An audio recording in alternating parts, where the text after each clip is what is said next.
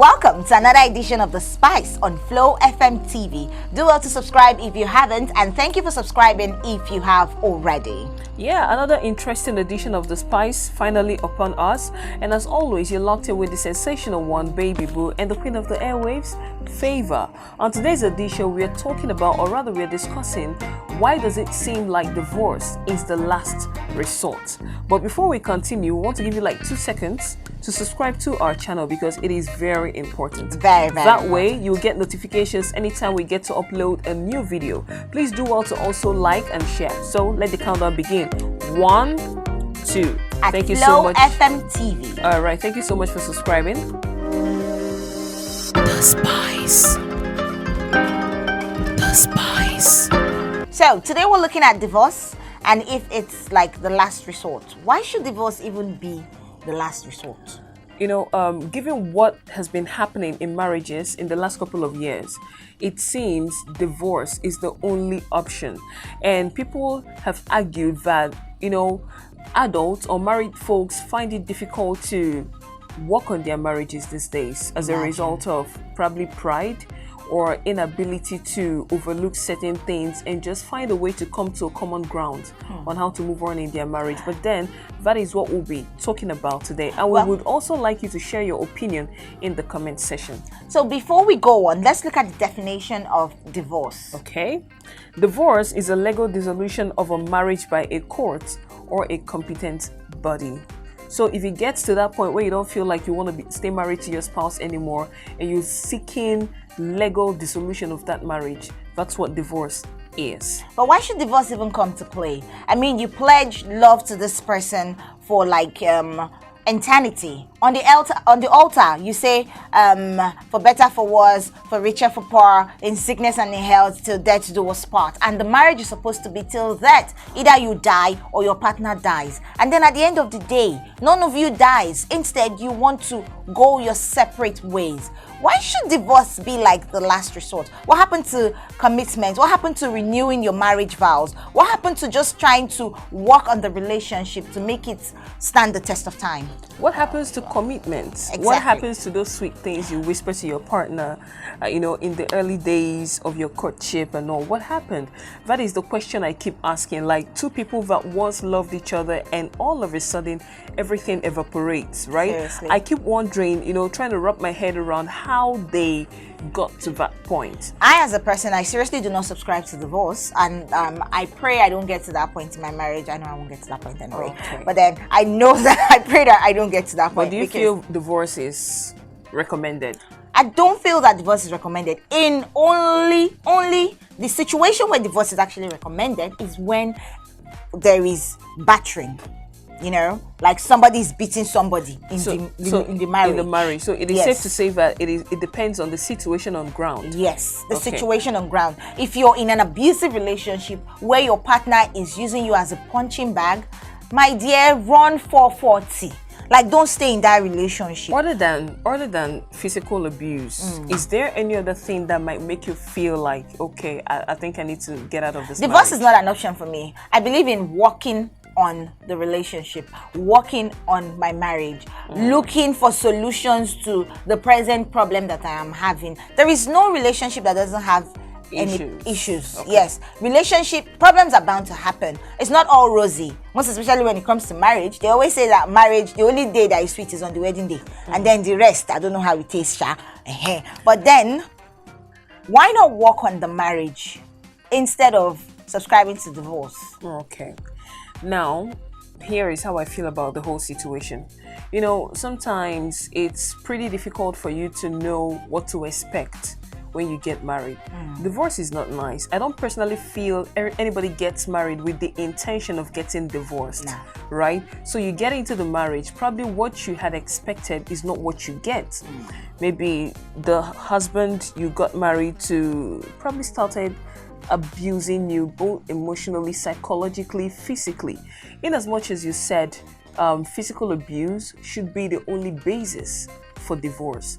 But I also want to let you understand that there are people that can walk out of their marriage based on the emotional abuse they go through on a daily basis. Yeah, that happens. And the truth of the matter is, if you're not happy, you cannot be your you cannot, get or project your full potential. And if you're not happy, your children will not be happy. Your children can't be happy. You'll not even have a happy home. It's going to affect all the aspects of your life. I mean, your job, the way you relate with people, it's going to affect every single thing. But right? Let me say this. Marriage is an institution, and institutions are built. So you as a person, you and your partner needs to build that institution. You see marriages that have stayed for as long as 15, 20, 25 years, and they are saying they are towing the path of divorce. Some celebrities do this. Even people that are not celebrities these days are doing it. Should divorce be the last resort? Should you actually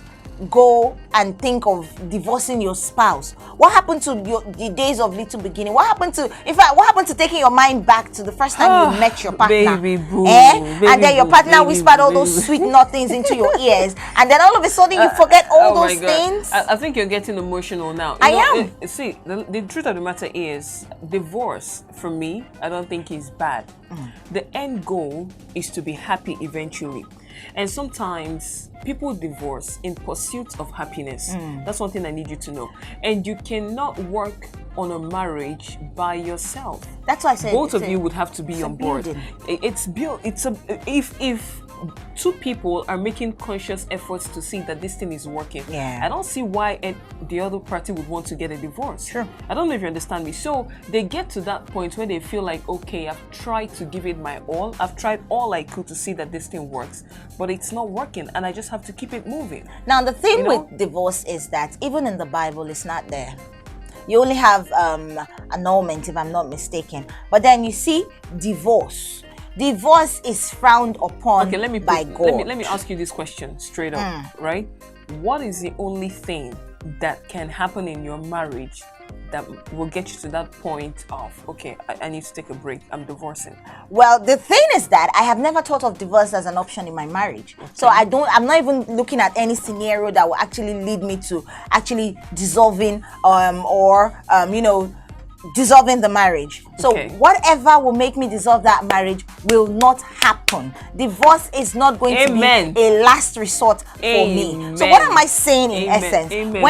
Amen. Thank you so much. But what am I saying in essence? When you decide to walk down that path of marriage, when you decide to spend the rest of your life with that person that you have said you want to spend the rest of your life with, why don't you also decide within you to make that conscious effort of allowing your marriage to stand the test of time? Okay. Let's look at some parents, for example, because I know a lot of older folks who are actually divorced. But then we have older folks who have been in their marriages for the longest and they are still together. Then they give birth to children who in turn get married and give birth to other children, and then one day their granddaughter will come and say, I am divorcing. Don't you look at grandpa and grandma and see the way they are living? Grandpa and grandma have been together for that long and they are still together. And you that you just got married, which day you are planning to divorce? Have you thought of working on the marriage? The institution of marriage has been bastardized and it is not supposed to be. That is a sacred institution. That is an institution that everyone, except you want to go into priesthood, or you want to be a nun or a reverend sister. But as long as you don't want to be a nun, you don't want to be a reverend sister, then you will walk down that path of marriage. Okay. And when you enter into your marriage, the first thing that comes to mind is, I want my marriage to work. Okay. Now, you've said all you've got to say, and I agree with you 100%. Thank you. I think I agree. But then I think we have to be very practical and realistic all at the same time. I'm not a fan of divorce. I wouldn't want to divorce my husband. And just like I rightly stated, nobody gets married with the intention of going for a divorce, right? Events unfold, things happen, and you come to that point where you feel like, I'm not happy in this marriage anymore. I've tried to work on it. It's not working. I think at this point I need to move forward. The truth of the matter is, how long you've been married, right? It does not mean anything if you're not happy in that marriage. I've seen a couple of persons that divorced after 30-something years. I've seen people who divorced after 15 years. Now, if you've had a 1 year, if you've had a bad marriage for 1 year, just like the story I was dealing with in one of my programs the other day, the lady got married to a bisexual and she never knew. So in a situation like this now, where you know that he is not, it's not about deceitful, but it's marriage now. It's marriage, but he was deceitful to his bride. Apart from deceit, could come in so many forms, and deceit leads to. But do you know dissolution of the marriage? Wait, now deceits could actually come in so many forms. And there are things that you probably never thought or knew about your partner that you're going to find out in marriage. For a lot of people, they'll be like, there are okay, important things that you should just know before the marriage. Yeah, important things, right? But something like this, if he doesn't tell you, you wouldn't know.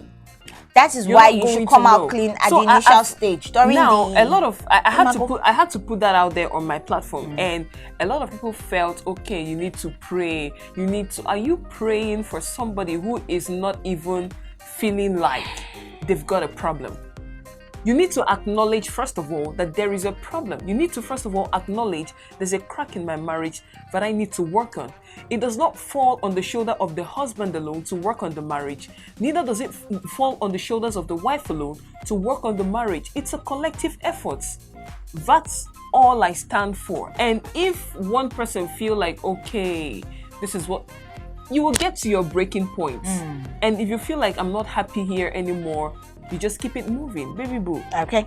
People are in pursuit of happiness. Of happiness, and yes. for a lot of people, if that marriage you're into is not giving it to you, you do what? You keep it moving. Away. But here's the thing. In pursuit of happiness, you can also pursue the happiness with your partner. In marriage, there are ways to go about it. Have you seen partners that make your life miserable? Yes, there are a lot of them out there. Forget about? it. There are a lot of partners that make your life miserable. But then, there are some things that you can actually do to make your marriage sweet. First of all, you can try renew your vows. You know, try renew your vows. That is if your partner understands what it means to renew vows. You could also try going back to that spot where you first met.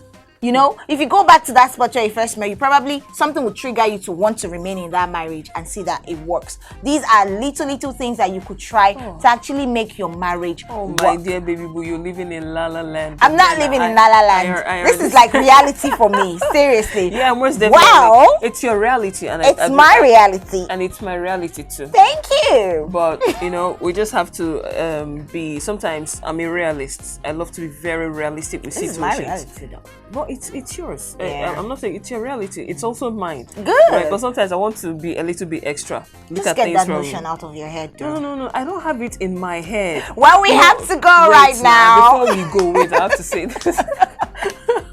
We have to say this, right? It's not like I'm planning to. No. That's not the case, right? Okay. But sometimes you have to learn from other people's experiences and make sure you do not make the same mistake. But overall, I always advocate for do what makes you happy regardless of anything. Okay. And try as much as you can to give your best in your marriage. Divorce is still not the last resort. Thank you so much for staying tuned to this channel. Thank you for being a part of today's edition of The Spice. I'm sure it was spicy, yeah?